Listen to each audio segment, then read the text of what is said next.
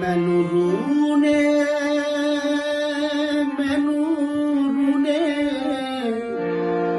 मैनू रूह ने मैनू रूह ने मैनू रूह ने मैनू रूह ने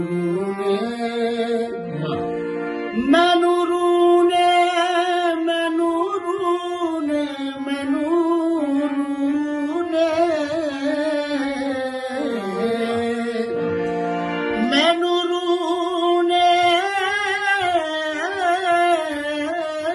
मैनू रूह ने मैनू रूह ने बनाया पंजा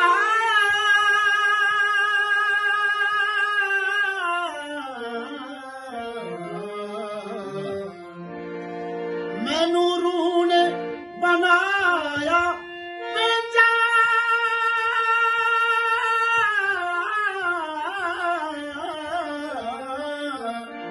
मैं अपना ही पिंडा पिंजता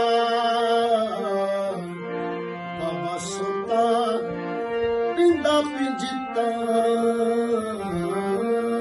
बाबा जी देखो जी अस्सलाम वालेकुम। ਇਹਦੇ ਚ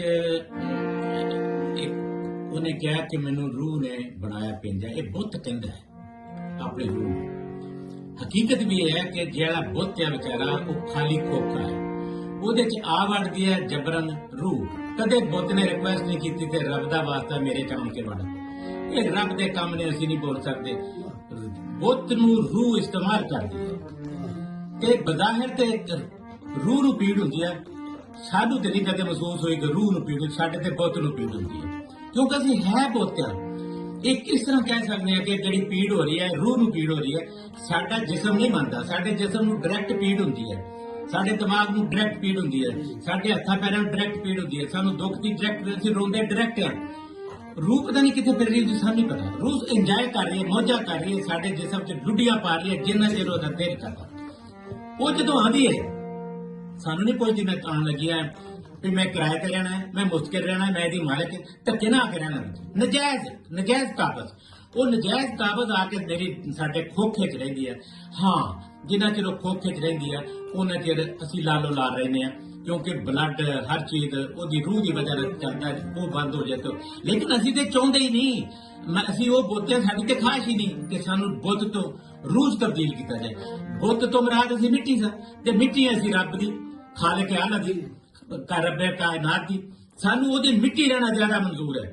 ਇਨਸਾਨ ਤੋਂ ਵੀ ਜ਼ਿਆਦਾ ਅਸੀਂ ਕਹਿੰਦੇ ਹਾਂ ਕਿ ਉਹਦੀ ਮਿੱਟੀ, ਉਹਦੀ ਖਾਕ ਰਹਿ ਕੇ ਅਸੀਂ ਜ਼ਿੰਦਗੀ ਬਸਰ ਕਰ ਲੈਂਦੇ ਤੇ ਬੜਾ ਸੋਹਣਾ ਸੀ। ਇਸ ਵਾਸਤੇ ਸਾਨੂੰ ਜਿਹੜਾ ਸਾਡੇ ਨਾਲ ਰੂਹ ਹੈ ਉਹਨੇ ਆਇਆ, ਸਾਡੇ ਕੋਲੋਂ ਕੰਮ ਕਰਵਾਇਆ, ਪਿੰਜਾ ਸਾਨੂੰ ਬਣਾਇਆ। ਉਹਨੇ ਕਿਹਾ ਇਹ ਲਓ ਤੁਸੀਂ ਪਿੰਜਰਾ ਹੈ। ਸਾਡੇ ਕੋਲ ਹੋਰ ਕੌਣ ਕਹਿੰਦਾ ਵੀ ਆ ਮੈਨੂੰ ਪਿੰਜ? ਅਸੀਂ ਫਿਰ ਆਪਣੇ ਆਪ ਨੂੰ ਪਿੰਜ ਦਿੱਤਾ।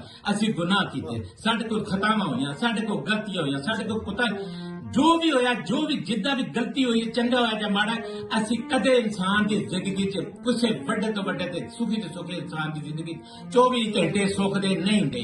24 ਘੰਟਿਆਂ 'ਚ ਉਹ ਕਮ ਅਜ਼ ਕਮ 23 ਘੰਟੇ ਪਿੰਜਦਾ ਰਹਿੰਦਾ ਆਪਣੇ ਆਪ ਨੂੰ।